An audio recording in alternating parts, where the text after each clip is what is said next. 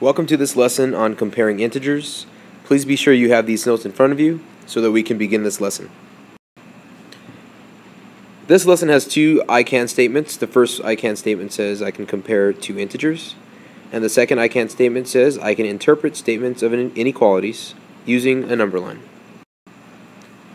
So let's look on the left hand side of our notes and discuss some of the vocabulary words. The first vocabulary word is called equal sign.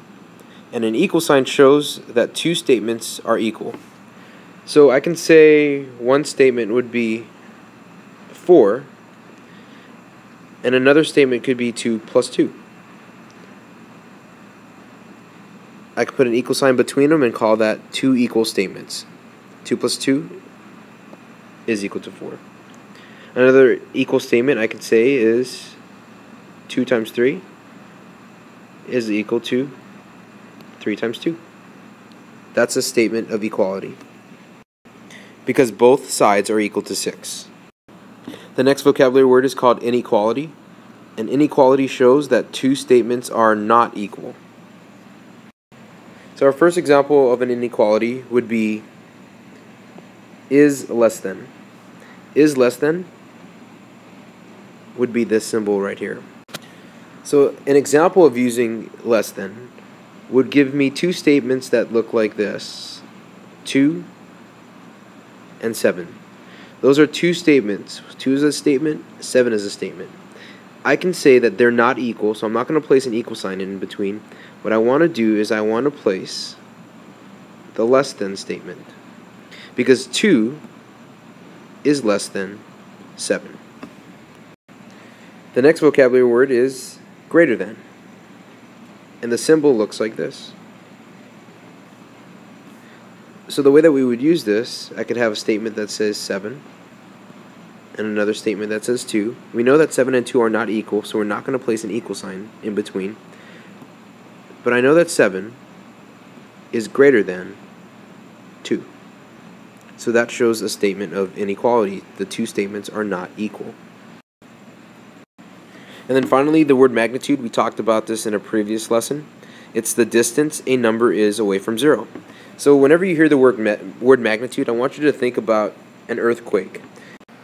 This is how scientists use to measure how large an earthquake is. So let's keep that in mind when we talk about magnitude. So now let's go ahead and move on to our key concepts on the right hand side of our notes. The first key concept says we're going to compare integers using signs. So anytime that you have a positive number, please know that a positive number is always greater than a negative number.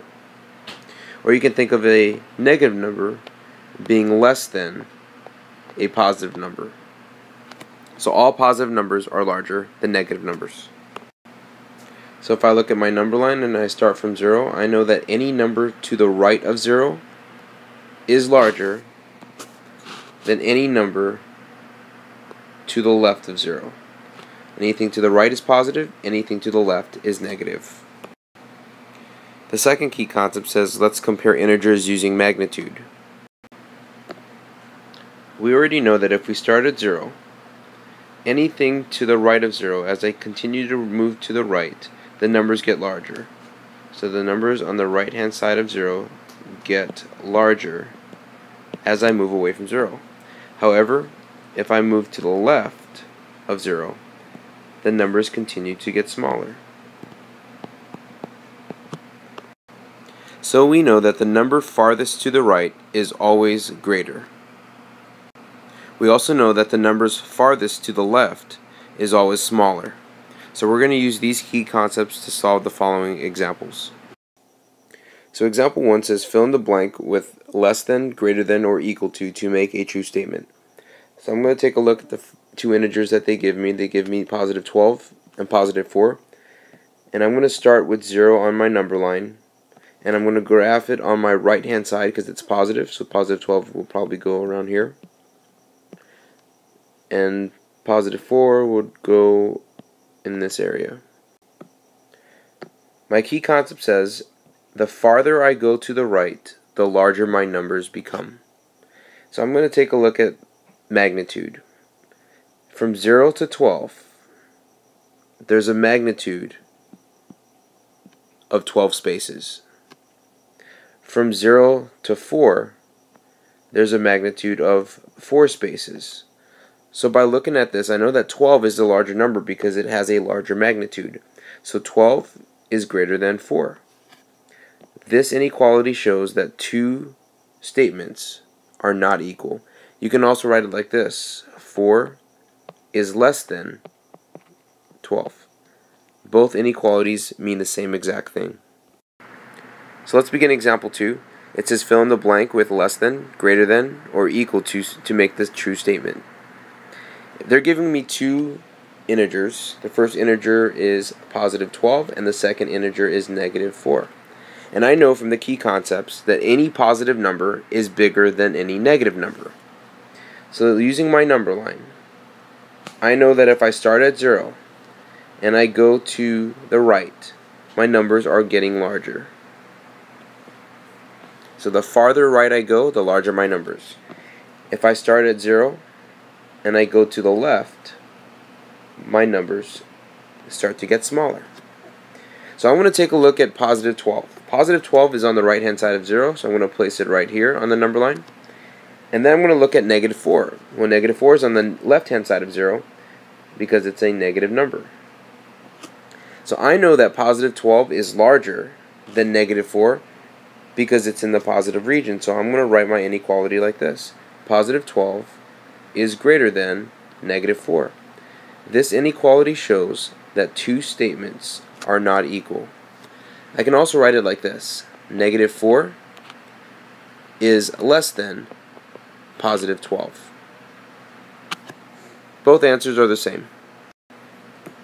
So example 3 says they want me to compare two statements. The first statement is negative 12 and the second statement is negative 4.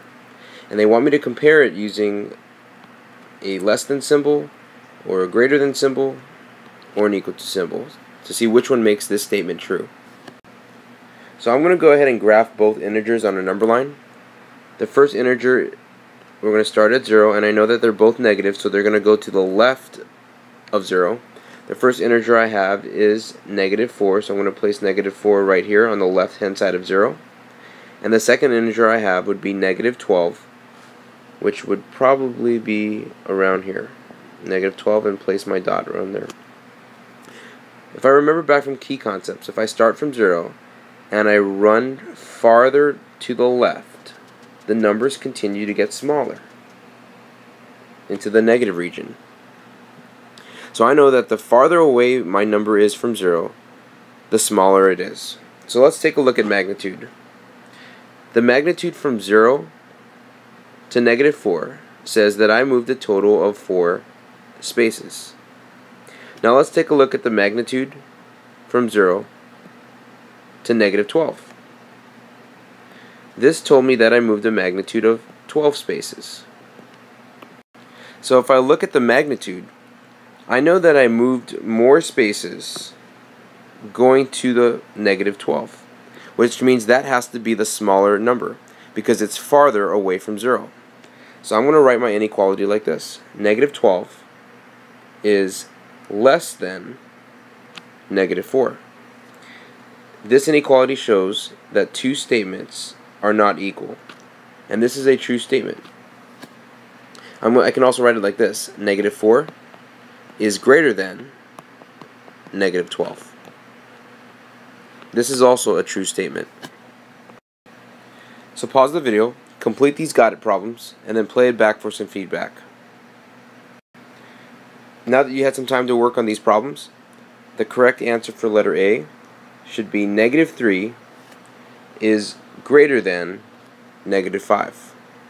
The correct answer for letter B is negative 5 is less than 0. Example 4 says Justin has a score of negative 4 on the Trueville trivia game. Desiree's score is negative 5. So we need to write an inequality to compare the scores. And then we're going to explain the meaning of the inequality. So on my number line, here's the number line. I'm going to start with 0 right here. The first number that they're going to give me, I'm going to start to the left hand side because they're both negative numbers. So here's negative 1, here's negative 2, here's negative 3, -4, and -5. And I'm going to go ahead and place my first dot at -4.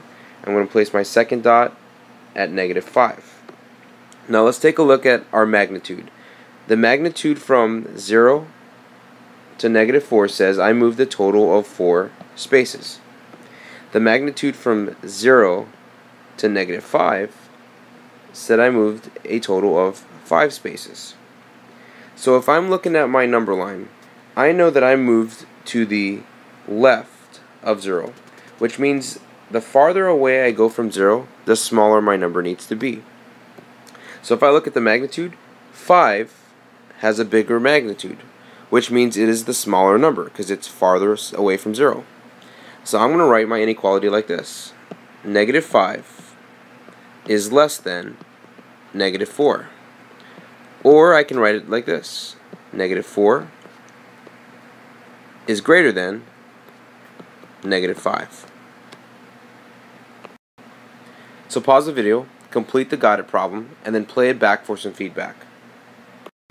So now that you had some time to work on this problem, the correct answer for this is 2 is greater than -2, or you could have wrote -2 is less than +2. Okay, so example 5 is another word problem, and it says Haley owes her parents less than, I'm going to circle the word less than because that's another important keyword, -$4,500 for a new car. Which does this represent? So I've got two options. It could either represent a debt greater than $4,500, or it can represent a debt less than $4,500. So let's talk about it on a number line. Here's 0. And Haley's bank account says that she is in the negative at $4,500 because she bought a new car. So if Haley wanted to get out of debt, she would have to pay back $4,500 just to be at 0. However, the problem told me that she owes her parents less than -$4,500. So I want you to take note at the direction of the arrow. The arrow is pointing to the left, which means on my number line, if I wanted to graph the less than symbol on my number line, I would start at -$4,500, and because my inequality says less than, my arrows need to point in the same direction of less than, which is to the left. What that means is that Haley owes her parents somewhere to the left of -$4,500. So the amount that Haley owes could be right here, because it's on the left hand side of -$4,500, and that number could be -$4,600. It could also be here, which may be $4,700, and so on. It could be any number on the left hand side of -$4,500.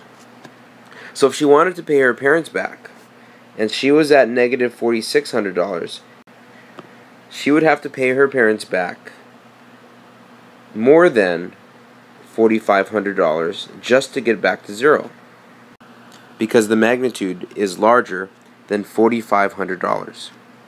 If, for example, she owed her parents -$4,700 and she wanted to pay them back, she would have to pay them back more than $4,500, because the magnitude is greater than $4,500.